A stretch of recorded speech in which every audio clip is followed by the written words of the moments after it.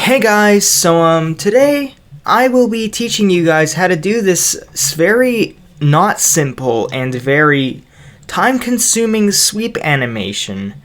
You can see here that the colors actually go in strip by strip, making like a kind of sweep thing, which looks really cool because I don't think there's a plugin that allows you to do this. This is actually a helpful video. I know there's probably a more efficient way of doing this. It's that I just want to make this video to help other people who are struggling to find a video to get a simpler way of doing this, so they just do it like this. Anyways, I have got a new project here with a simple red cube. I'm going to be making a top-down sweep effect.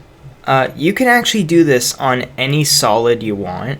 I will be explaining some things before I start a time-lapse of me doing it, because honestly, this takes so much time to make that it's just insane. Like the one that you saw just before this, I spent like 4.5 hours just putting in the strips. Anyways, basically what you want to do is you have your like image or solid or whatever here. You go and add a new solid. Make sure it has the same color as your object. Make sure it's the same size, and we are going to click OK. Now, actually, before I start doing this, you should also probably set the composition to 24 frames per second. This will help with your computer.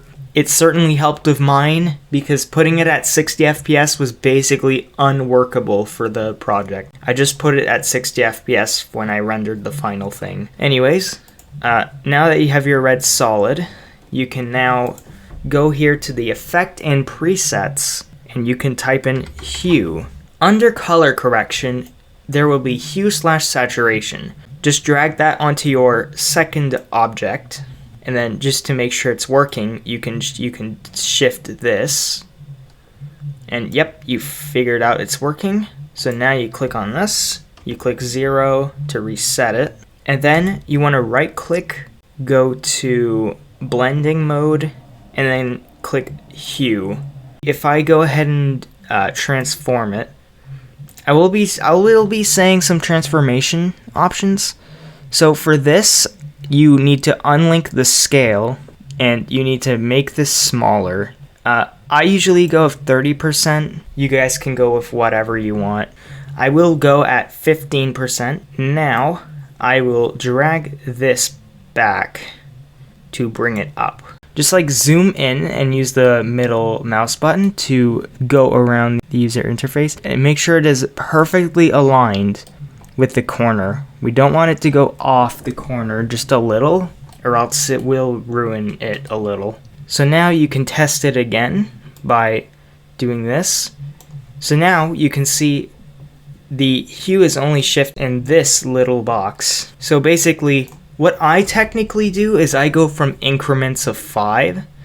So I go and I minimize this, and then I Control-C, Control-V, aka copy. And then for this one, I put in the number 5, press enter, and then I go in here back to transform. You can see it's a slightly different color, and you want to go put the position a little higher. Now, one thing I recommend doing for this first one is actually changing like the saturation of this just a little bit, just so you know that you're not like colliding with it. If you know you're colliding with it, just try and align it properly so that it does not. So you see this little line here? We don't want that. There. So you can see now that it is properly aligned. There is no line there. And then you want to reset the original solid. So you go here, you press 0, enter, and there. So now you repeat this process. You copy the one you just did, just so it doesn't require you to move it as much. Control-C, Control-V, and then do the same thing. And yeah, time-lapse start now.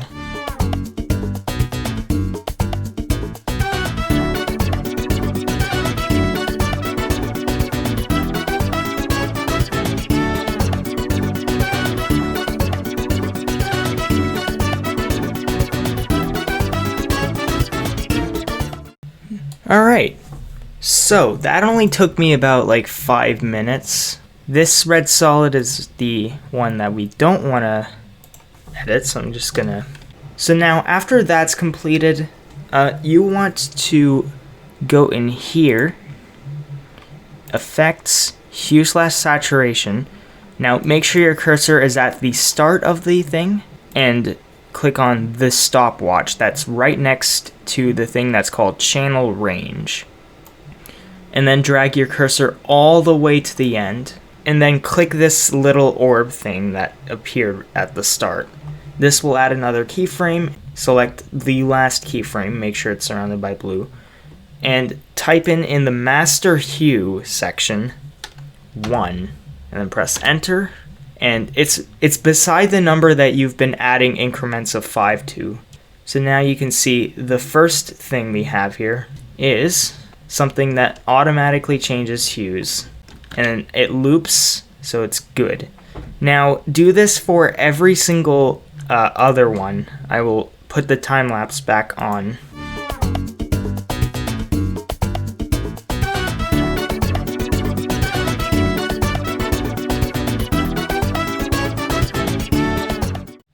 Alright, last one. So bring the cursor to the start, click on this, click on this little thing, and set the number next to the thing you've been incrementing by 5 to 1. And complete. Now you have your sweeping effect.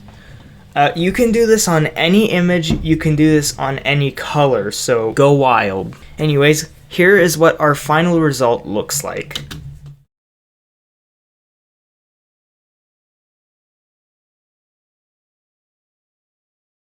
Pretty cool, eh?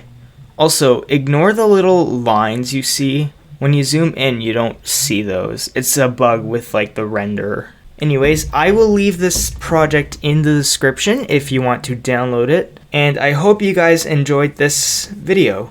Bye!